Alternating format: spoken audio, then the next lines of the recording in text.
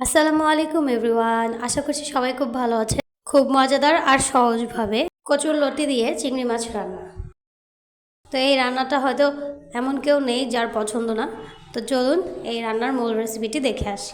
রেসিপিটি পছন্দ হলে অবশ্যই ফ্রেন্ডস অ্যান্ড ফ্যামিলির সঙ্গে আমার পেজটি শেয়ার করে দিবেন।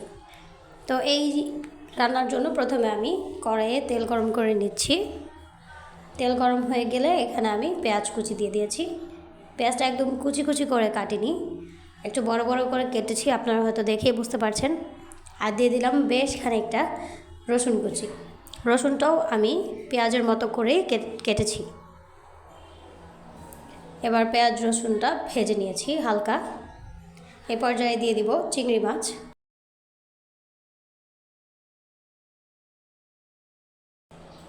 পেঁয়াজ রসুন আর চিংড়ি মাছটাও ভালো করে ভেজে নেব।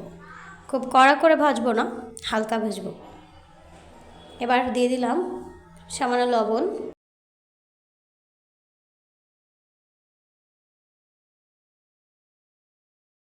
লবণ দেওয়ার কারণ হচ্ছে পেঁয়াজ আর রসুনটা খুব তাড়াতাড়ি ভাজা হয়ে যাবে আর একটু খেতেও ভালো লাগবে।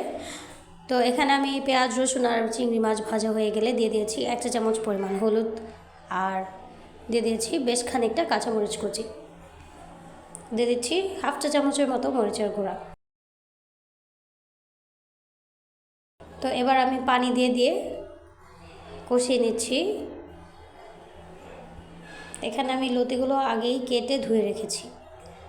তো মশলাটা হালকা কষানো হয়ে গেলে এখানে আমি লতিগুলো দিয়ে দিব।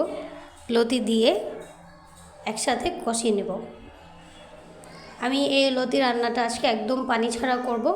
মিডিয়াম আঁচে লতি থেকে যে পানিটা বের হবে সেটা দিয়ে এই রান্নাটা করব। তো দেখুন আমি ঢাকনা দিয়ে ঢেকে প্রায় 15 মিনিট রান্না করেছি। এরপর নাড়া দিচ্ছি। দেখুন একটুও পানি দিইনি, তবুও লতিগুলো একদম সেদ্ধ হয়ে গিয়েছে। এভাবে রান্না করলে লতি খেতে খুব ভালো হয়। একটু পানি ইউজ করে নিই, পানি ছাড়াই রান্নাটা করেছি। দেখতে পাচ্ছেন কত ইজি আর ঝটপট রান্নাটা করে ফেলা যায়। লতিটা রান্না করতে আমার মাত্র 15 মিনিট সময় লেগেছে। আমি ঢেকে 15 মিনিট রান্না করেছি পানি ছাড়া। খুব মজাদার এই লতি। আল্লাহ হাফেজ।